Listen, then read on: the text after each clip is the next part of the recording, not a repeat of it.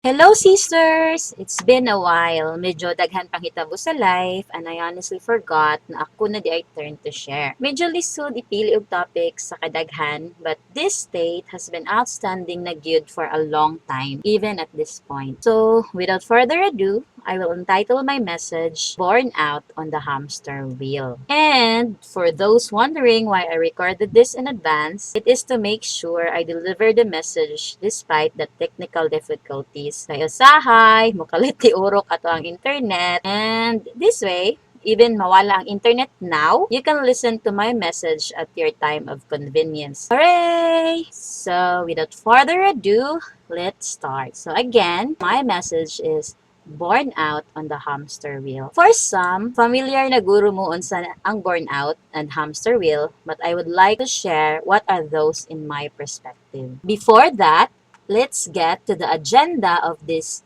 message first. First would be what is burnout and hamster wheel. Then next, what happened? Why ko na burn out? And when did it happen? And for me, why did it happen? Then last but not the least is how did I get over it with God? So, kana ra, 1, 2, 3, 4, 5. We have 5 agendas. So, hopefully, I would be able to share with you this feeling that has been with me for siguro since over quarantine period and hapit na mag 1 year ang quarantine in March. So, medyo taas-taas na siya. Nidukot na gani ni. Burnout and hamster wheel defined. So, burnout is a state of emotional, physical, and mental exhaustion caused by excessive and prolonged stress. It occurs when you feel overwhelmed, emotionally drained, and unable to meet constant demands. And hamster wheel is an activity that involves someone being busy all the time but never achieving anything important or reaching the end of a task. There's always something that needs to be done. So there it is. Mauna ang meaning sa burnout of hamster. So kaning nga feeling has been with me since starting the quarantine. Grabe gyud ka busy. And why? Grabe ko ka busy. What? When did it happen? So ninata sa agenda number 2 and 3. Ako lang silang giusa. So what and when? So as I've said, nahitabo siya during the start sa quarantine. New project, plus dandruff, turned psoriasis, and more. So, unsa man jud ang nahitabo. So, I have here a timeline sa mga panghitabo from March until March. So, this timeline of mine is per quarter ni siya. So, every 3 months. So, first quarter would be March, April, and May. Then next, June, July, August. Then September, October, November. Then December, January, February, which is February karon. So, I have here the last in my timeline, March, April, of May, because before nako siya i-backtrack kung unsay nahitabo starting March of last year, I am pretty hopeful and happy that and very hopeful for Jeremiah 29:11. That is, for I know the plans I have for you, declares the Lord. Plans to prosper you and not to harm you. Plans to give you hope and a future. So, ang Jeremiah 29:11, mao jud na ang naghatag na kog hope every now and then. So, bisan gikapoy na kaayo ko, nakapoy na imata buntag, trabaho, problema sa office, I am hopeful na whatever I'm doing right now, it's for a bigger purpose that God has for me. And besides, I have a very supportive family, especially my husband who always supports me, and my baby, Onyara, na kuan, she's very supportive po, dili kayo pabadlong, and she's 28 months now. So, unsa pa man akong i-anuan ireklamo. Unya, na pa jud diri akong cousin na gwapa na buutan pa jud ug mo ang forever yaya nga si Lani. So, di na ko manguan-ana. But usahay kay trabaho man ta makakitag kwarta. So, bisag kapoy na kay ibarog igbuntag kay hay, grabe jud ang trabaho. Karon magtuon unta ko og kay certifications pero ginhawa lang kay feeling nako bugo na kay ko. So, may pag mag-record na lang ko ani para ugma na lang ko magtuon. So, mao na sisters. So, mao to akong timeline. Ari na ta, balik na ta sa akong unsa joy nahitabo sa timeline. Okay, so So March, April ug May last year. So unsay nahitabo? Ang nadirnhi kay Lift and Lowe's house in March to stay at our own condo. Quarantine started just days before we were fully settled. So kana thankful ko ni Lord na kanang madugong labanan man sad ni amo ang pagbalhin, di ba? Kabaw ba amo ato unsay nahitabo na. Medyo lisod jud siya, but I wanted to as a family we wanted to practice on our own living here. So mao to nahitabo jud siya niya. You were part of it, and also ang amo ang koanimigo, ang amo ang couples life group, and we were thankful na pag March diri na jud mi niya. Timing ra jud kaayo nga nakasettle mi dinhi, nag-quarantine. So that's a positive. So thank you Lord. But then dara diri ang negative. So ang negative was given an additional role at work. So PO, product owner, and enhancement project. So stress with requirements and people management. Although at start kay thankful man kaayo ko ani kay I really wanted to ganahan gid ba ako busy and all. Then ganahan sad ko aning product owner, but halaka jay dili raman product owner akong gibuhat, nag-code pa man ko unya daghan man kaayo problema sa mga tao. So mo to grabe gid ang stress. Niabot gid sa time na din ako ganahan mo duty gyud, but through siguro sa kuan lang sa ni Lord na tagabuntag kay mag-devotional na lang gyud ko, kay kung dili ko mag-devotional magsige na lang gyud ko pangaway sa akong mga anak sa opisina kay di gyud sila kasabot, di ko ganahan musulti og bugo ang mga tao, pero usahay nam jud day bugo no nya karon murag ma-feel na ko nga nagkabugo na sad ko. So mao lang jud na grabe ka stress. So nikabat na siya March, April ug May nga pag June so pag June due to capacity issues, so ako ag yung stress yun in a burnout ko kay so work ra yun kay pero kanang 8 hours baya ka mag-work, or in my case 10 hours baya amo ang work. So grabe jud nga imbis di unta ko ganahan man jud mo spend og kanang magtanaw-tanaw og salida, mag-series, kay ganahan ko mag-vlog, wala jud ko energy para i-vlog. Ganahan na lang ko ighuman akong trabaho, mutan-aw na lang kog salida ni Migo, kuyog ni Migo at least kay murag makaginhawa ko gamay. So right now medyo na change na gyud ko, dili na jud ko OA kaayo na, pero di ko matanog salida kay kanang kuan na siya kas og oras karon salida galore series kay mauna lang jud nang ako ang maka-happy and usahay di na sagay ko tig-vlog kay so man ako i-vlog nga sige ra mo kong yaw-yaw sa work nya kuan sad ang happiness man sad namo sa family kay sige ra magbalik-balik, so wala na kay ko something new, char lang. So pero char agad ta. So balik ta. So nahitabo pag June mao to due to capacity issues sa work, spend 2 Sundays coding a module to help developers. So nag-code ko balik mga sisters sa na lang. Kanya dito nag-done draft started towards the end of June. So gikas pa ko nya wala ra jud koy pakiadto dayon by July akong bana nagwapo yang the husband noticed the done draft getting worse nya ako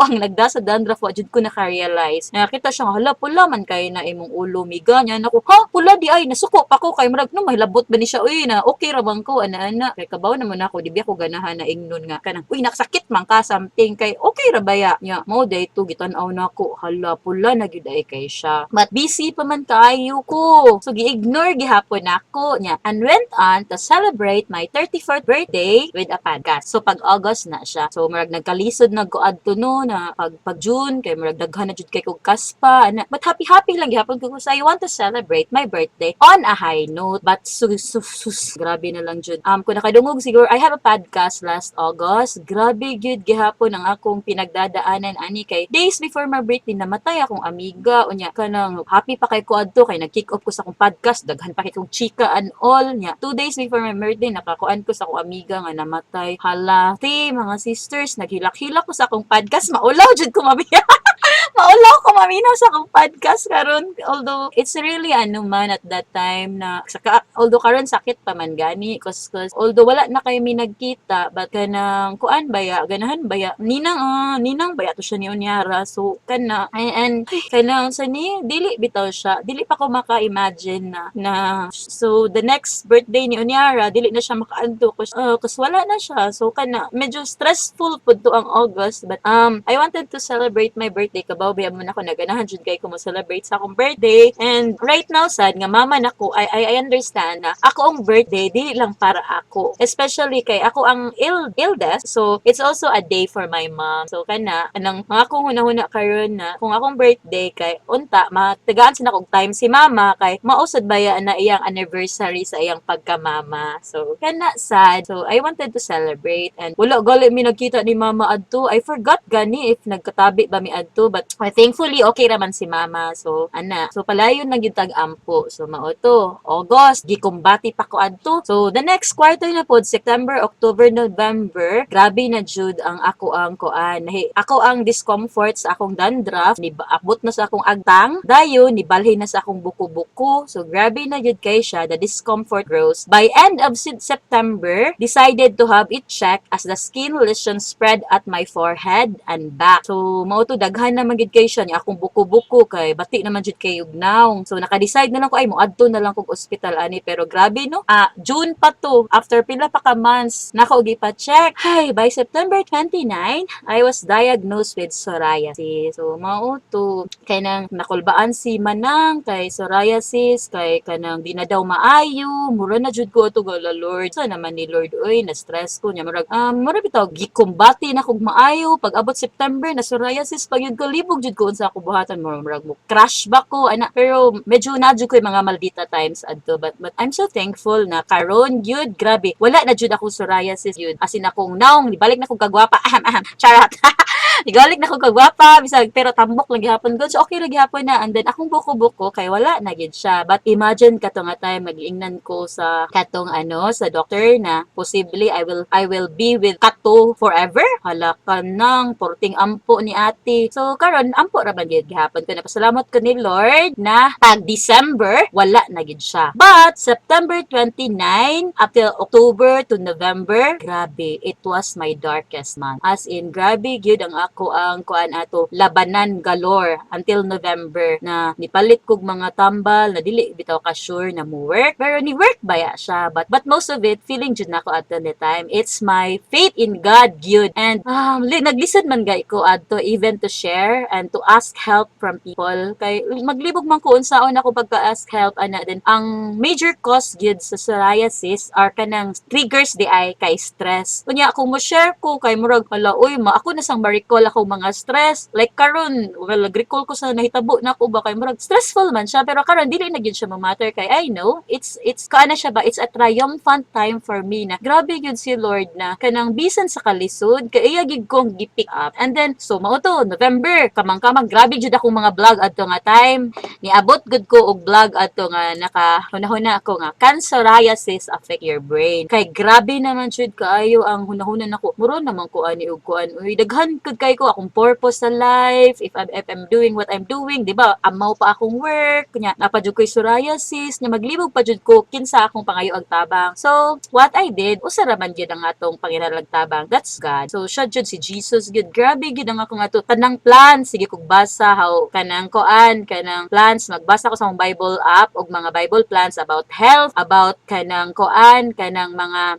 genetical nga problems, kanang mga genetics siya ba kay ang psoriasis genetics man sad siya. So maybe it's a sin from my previous generation inana. So kana jud gipray lang gid nako siya maayo, and true enough, wow, wa gyud ko nag-expect na mag-celebrate ko og December nga totally cleared. Grabe jud nako nya. Ako nag-red gyud ko adto labi nagkatong December pag sa amo ang party sa amo ang couples nya diadto me sa Park Lane. Uy ga red gyud ko, and ako jud gipakita akong agtang kay murag Lord, this is a testament gyud na you have brought me out of that dark water. So kana, so by December, okay na jud ko. God is so good. And then, 2021, actually, January and February has been my awesome year. Awesome months di ay, sorry. So, mo to, medyo naka-recover na gid ko. But, ang burnout gihapon, gihapon siya, especially at work. Kay, medyo dugay-dugay ni sabay ako ay 2017 man ko sa work. Unya, murag, feeling na ako, kay wala kay ko improvement. Pero daghan mo kay ko pangbuhat. As in, mo tumbling na gud ko. Pero kana, and then ay grabe si Lord by siguro end sa January kay I was told na naa daw ko salary increase. So murag wow,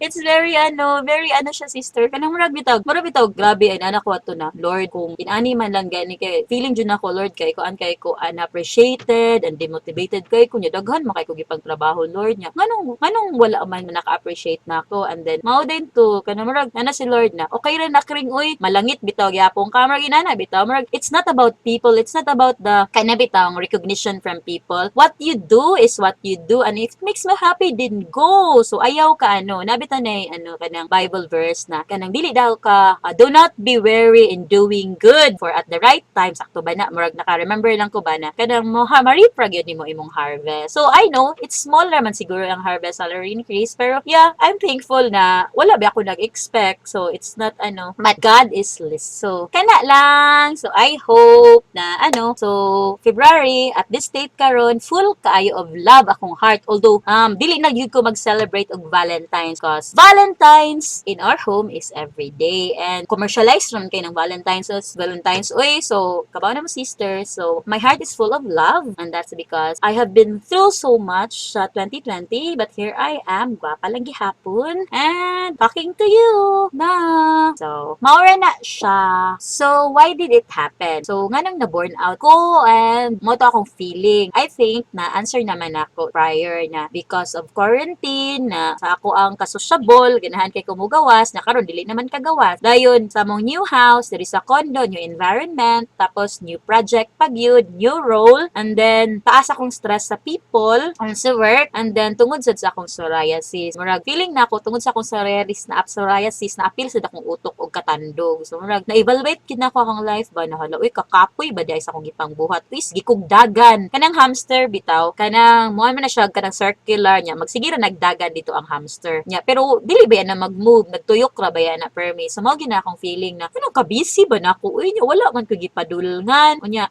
nabaya gid ko mi plan adto na kanang mag-start na mi og migrate unya oy tungod sa quarantine kay murag gikapoy sa jud ang ate. So mao na wala nya daghan kaayo pag daghan pa ko ganahang buhaton nya murag daghan man gihapon ko gibuhat pero nganong wala may output. So mao na ako ang feeling anong nahitabo na burn out ko. But then so di na nata sa happiness na part. So as per Matthew 6:34, therefore do not worry about tomorrow, for tomorrow will worry about itself. Each day has enough trouble of its own. So kaning Matthew 6:34, mao gid niya akong permihon na hunaon na karon kay usahay mo kaging paman ko kay I am in a state karon of burnout paman. Although grabe to ka burnout for the first few months of quarantine niya. Katong na ako psoriasis niya karon kay wala naman. So pero nagihapoy gamay nga burnout kay usay makahunahon naman ko nganong lagi inani ra man gihapon ko, sige ra man gihapon tan-aw series, sige ra man gihapon kuan nganong wala man ako gi-touch ng amo ang plan to migrate, or nganong wala man ko nagkuha sa certifications, but busy ra man gihapon ko sa work asa man na nako isok-sok unya usahay si unyara pa mami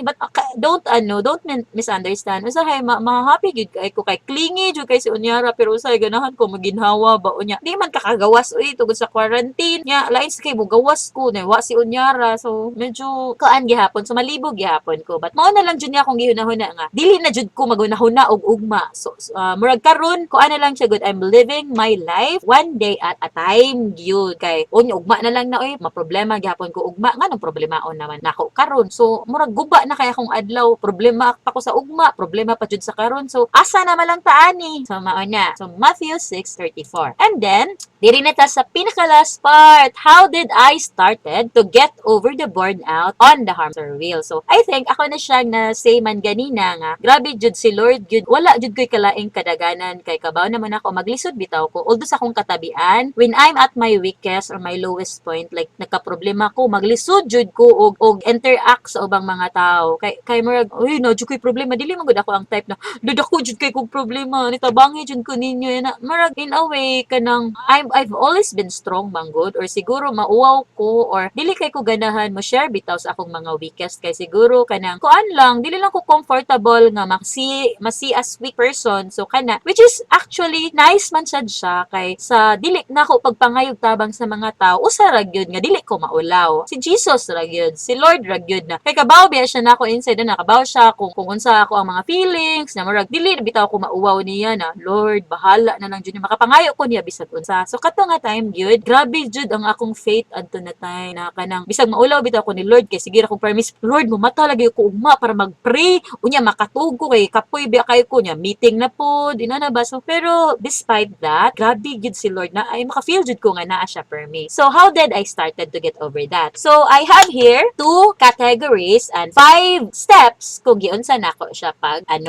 medyo summary lang ni siya. So the first one is connecting to God as much as possible. So grabe jud ang akong connect ni Lord ani taga ko ana lang jud kung ato ko CR or bisag Lord kaya pa ba ni nako tanang decision kay murag Lord unsa man imong anak magsigila jud kog pangutana na Lord unsa naman ni nako kani akong anak na usa Lord uy kapoy naman ko ani Lord nya kana murag ha kana unsa man akong trabaho Lord murag bitaw kanang bisag di ka bao si Lord sa PowerPoint kay ako Lord unsa man ni akong PowerPoint kana mga ginagmay bitang butang sa una katong kuan jud ko kay grabe man jud ko kanang to taxi Lord taxi hopefully na taxi nignaog nako inana bitaw ako unsa na kanang kakuan bitaw na anak sa Ginoo na murag Lord ihatag jud ang taxi ha ana kanang murag manluod jud ko kung way taxi murag ginana bitaw so kato na time when I'm at my darkest murag na kuan bitaw na ako ang akong relationship ni Lord sa una kay sometimes man good kung you are very bitaw comfortable mabutang na lang jud na nimo si Lord sa background although magpasalamat ka but it's really true na kung wala na bitaw kay laing kadaganan mudagan jud ka sa Ginoo but ako man siya jud in my di ba in my happiest and in my darkest kay mo tawag man gyud ko sa Ginoo but what happened to me last 2020 kay kuan jud mas nikapot ko ni Lord kay wala man koy laing kakatan oy siya raman so ako gibuhat step 1 starting the day with Bible app story so mauna siya although lisod man kaayo na magbasa ko og Bible gyud kay usay di kay ko kasabot pa so mo na lang gyud na ako mag Bible app story ko igmataday nako kanang instead of sa una magsige man kong social media inigmata na ako mag Bible app story gyud dayon ko tapos number 2 ask God for all decisions bisang mga gamay kaayo nga mga desisyon like unsay nindot diri sa PowerPoint Lord unsay nindot nako isulti unsay nani ako sige jud kog ampo kay murag tanan na lang nakong buhaton kay murag bitaw og kanang stressful bitaw ang outcome so murag Lord ikaw na lang jud bahala ani so number 3 is pray grabe jud akong prayers ani although dili kaayo siya prayers nga taas gud kay prayer kay wala lagi koy time ang ako ang mga ginagmay na prayers like inigmata nya usahay kung mag CR ko kana ako ra usa mag-pray ko nya kuan bitaw siya kanami siyang constant communication with the Lord dili jud na kanang magluhod-luhod jud ko dili naman sad jud ko tigluhod-luhod na pray kanang sige lang jud na Lord kanang gaay unta ko ani gaay kog strength nya Lord mantag mo work ni ang tambal sa kong buko-buko Lord ina na bitaw na pray then next is fellowship with fellow believers so kanang although di kay ko ganahan mo share but malipay man gihapon ko to connect with others so mo to naara gihapon ko sa mga chat group nya kanang mo message gihapon ko nila og kailangan na gyud murag kanang high level lang ba pero dili jud ingon na ingon jud ko na huy tabangi jud ko ninyo kay nagkalisod na jud ko diri so wala lang so gi-continue lang pud nako akong fellowship with believers wala lang gihapon ko nawala and kung naay magpatabang naara gihapon ko bisag nagkalisod ko then 5 ask help when necessary so kuan na jud ni siya mao na gyud ni ang number 5 nako kay dili man gyud ko kanang magpatabang so kuan lang sad siya imbis dili inta ko ganahan mo share ato akong psoriasis gyud kay medyo dili man kay siya ko anoy na i-share kay ganahan ra ba ako na kanang all positive lang gyud ang i-share sa mga tao kay daghan na kaayo og mga problema ang mga tao pun-an pa nimo sa mga problema diha so dili kayo siya for me but I shared it kay kanang just to inspire people na bisag unsa jud imong giagian karon kay naara gyud there's always something so karon makaingon na gyud ko na grabe gyud si Lord he always respond to your need so mao na ang akong category 1 then next so mo sad ni ang next nako na gipangbuhat so remove stressors or sources of negative thoughts so first God strong naman kaya kung ako ang faith ni Lord but on my own nasad ko gibuhat na para dili sad ko ma-burn out and number 1 stressor for me is social media grabe sa una kabawi man ako na social media queen kaya ko sa una na share lang na share bahala all positive and all sa kana but I realized na although imuha na imong social media usahay man good ma-proud bitaw ka murag uy I'm this good kay sa una kay ko ma-share jud ko kay para kuan jud ni Lord nga unsay nahitabo sa akong life nya makabaw jud sila na the Lord has been so good murag something pero proud murag in a way sakto man akong gibuhat but sometimes moabot na bitaw sa imong na proud na ka murag bitaw ka nang nganong kailangan man nimo i-share. So although for me sad memories, pero karon kay nakakita naman kog way unsaon pag-preserve sa akong memories without sharing sa social media. So nana ko'y Google Photos, so dito na ko magnan-aw og ako ang memory. So dili na nako kailangan i-share. Kunya although good ang ato ang intentions, usahay man good kay ang pagtan-aw sa mga tao. Although dili ba jud ka mag-mind kung unsay ginahuna sa mga tao, but mabuhat baday na nimo. So why not kung stressful man siya nimo, kung kailangan ka mag second thoughts per me sa imong ipang post, nganong dili na lang man ka muhawa. So nagstay away lang ko sa social media kay right now dili man sa jud nako per me mawala gyud ang social media kay mao na ba na mode of communication karon. So kana lang sa akong gibuhat kay nagstay away lang ko, and honestly grabe jud kay sa una halos everyday ba ako mag social media. So karon kay ano na lang mga weekly, and then kana kung naay time gyud, and then kung nakoy ganahan i-share like mga milestones kana lang siya. Then number 2 is realize that each person has a unique journey. So kana sad kay especially magtanaw-tanaw ko sa social media, hala nabuntis din ni siya, oh my gosh, ay no na sila sa murag, although ma-compare magud nimo, although dili ka ganahan ma-compare, but human nature, human as we are, is kanang mura bitaw, hala uy gwapa palagi ko marginana bitaw. So kana, and then karon kay ana ko realize that each person has a unique journey jud, like kanang kung dato naman like especially sa akong edad karon or sa akong mga classmate, murag makaingon bitaw ko nga kanang hala inani na lagi sila, or ma-compare bitaw, and usa naamad gyud na there will always be people above you and there will always be people beneath you. So nganong mag-compare man ka, nganong i-compare man nimo ang journey nimo sa ubang tao nga lahi-lahi man mo. So mao lang gyud na ako murag I am better kanang sa akong previous version, dili compared sa ubang tao. So number niya, which leads me to number 3 point, is do not compare. So mo gyud na dili na jud ko mag-compare sa una kay murag makaingon magud ko na lawa pa lang gud kay ko ni Lord kay ani na karon kay wa na jud murag kanang call it ano na murag bitog na nalang koy kanang kuan sa kabayo na kanang ang ako gitan-aw is ako ana lang journey, but kanang at least maka-help na ako siya na kanang I am improving against my previous self, not against other people. Although sa hay mo tanaw-tanaw pug ka, but ano lang gyud siya, don't compare gyud. Mao lang gyud ako dili na jud ko mo compare. Bahala na ang unsay journey sa uban, just as long as accountable ko ni Lord sa akong own journey. So mao ra gyud na ang mo matter. And then number 4, expect less. So the root of my burnout yun sa work especially is I murag nag-expect ba na since di kaon naman ko kayo, nag-code naman ko ani,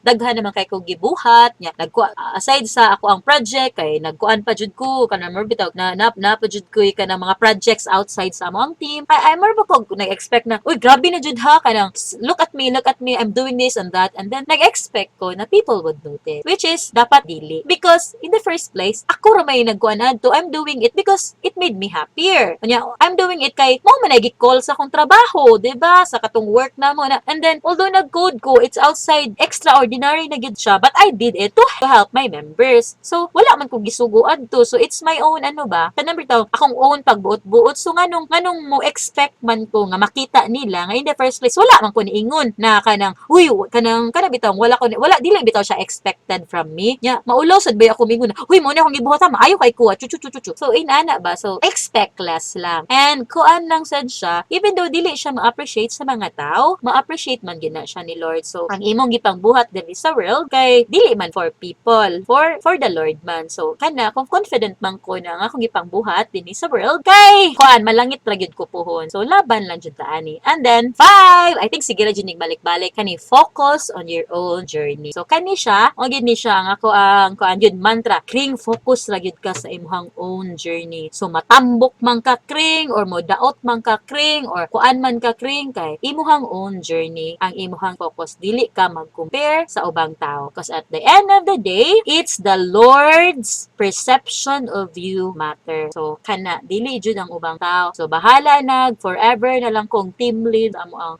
ang company, just as long as maka-deliver ko and mahatag na ko ang expectations, okay ra gid na siya. And siguro in life bisag forever na mi diri sa Philippines, di gyud na siya matter, just as long as I'm doing my Father's business or God's business. So wala man ko kabaw gyud sa plan ni Lord. So my only hope na unta every day kay kanang tudluan ko ni Lord kung unsay ang plano sa akong life. Kay bisag daghan kay ko plano sa kinabuhi, ang plano ra man gyud ni Lord ang molungtad. So kana lang siya. And then these are the Bible verses na naka-help na ako to fight my burnout. One is Matthew 11:28. Come to me all who are weary weary and heavy laden, and I will give you rest. Take my yoke upon you and learn from me, for I am gentle and humble in heart, and you will find rest for your souls, for my yoke is easy and my burden light. So, kana lang yun, na kung kapuyon ko, magampo gyud ko, Lord, unsa naman sad ni Lord, ana. So, karon kay grabe gid ang stress, kung mo, asahay maka-feel pa man kung mo katol akong back, so kung mo patol na yung back, magmuhunong gid ko, mag-pray dayon ko, tanaw dayon ko og Bible class. And next is Proverbs 24:16. For a righteous man falls 7 times and rises again, but the wicked stumble in time of calamity. So, for this, kay akong ano is, for kita nga mga anak sa Ginoo, kay bisag kadaghan pa ta magdagma dira, kay daghan pa ta masamad, kay kung ano naghapon ta sa puwangon ra gyud gihapon ta ni Lord. So, kana mo ra bitag anang ang ato ang mga kalisod, it's always makita gid na natong silver lining. Naaman jud na gitudlo si Lord nato. And for this burnout season of mine, nang gitudlo gid ni Lord nako na kring naka-focus ra kaayo ka on fighting na kanang bitaw mag-compare, although wala ka nag-compare, pero in reality ga compare gid ka and kanang social media na focus ra ka sa inana. So karon kay laban lang gid ta ani. So I'm focusing on my own journey. And then next, Galatians 9. Let us not lose heart in doing good, for in due time we will reap if we do not grow weary. So kanisad gyud kay usahay makaingon bitaw ka na, uy buutan, pero buutan naman kay ko tungod sa kung kabuutan ba kanang murag abusaduhan naman ko sa mga tao inana. But kanang kuan lang sa gyud kay number taong dili lang kakapuyon kay bahalag mag-abusar ng ubang tao, but si Lord ray bahala. To wrap up my message, born out on the hamster wheel, so I have here 2 pictures of our recent activities sa Mount Manunggal, sa Niatimig Mount Manunggal pa, second weekend sa January, and then also our first ligo dagat out of quarantine. So this was in September in celebration for Nico's birthday. So bisan sa kalisod, bisan sa ka-stress, I feel thankful to God na naami ani na mga opportunity na makalaag and maka-enjoy gihapon despite sa ato ang pandemic times. And to wrap up, summary, sometimes we get so caught up in trying to do things on our own that we lose sight of what we are doing. We forget that we must wait on the Lord at time. We must wait for Him to show us what the next step is, instead of trying to make the pieces fall into place on our own. So, kana lang siya in this burnout season that I am in, and medyo na-conquer na nako ang uban. Gamay-gamay na lang nahabilin. So, mao lang gid gihapon akong focus is just to focus on God and to focus on the plans that He has for me. So, naaman ko yung own plans and ako lang yung i-pray na unta, same me o wavelength ni Lord. So, with that, sisters, thank you so much for listening sa ako ang message for this, for this life group session na to, and I'm so excited for us to meet again. But lang sa kita karon, stay at home lang sa kita kay kanang naabayay ani taas na sa cases and kuan sa dinhiga ni sa amo ang kondo na ay duha ka unit na positive karon. So duol ra gid kay siya namo sa atbang lagi sa mo unit, ang isa sa tapad na mo na unit. Humao na nag self quarantine lang sa jud mi karon. And then gingnan gid kay nako ang husband nga dili sa mugawas kay halata ka ba kasi na symptomatic lang di ay me, but that is just so good. So careful lang sa kita. So maora na siya till we meet again, and I hope and I pray that you continue to be healthy and continue your relationship with God. And with that, bye-bye! Love one!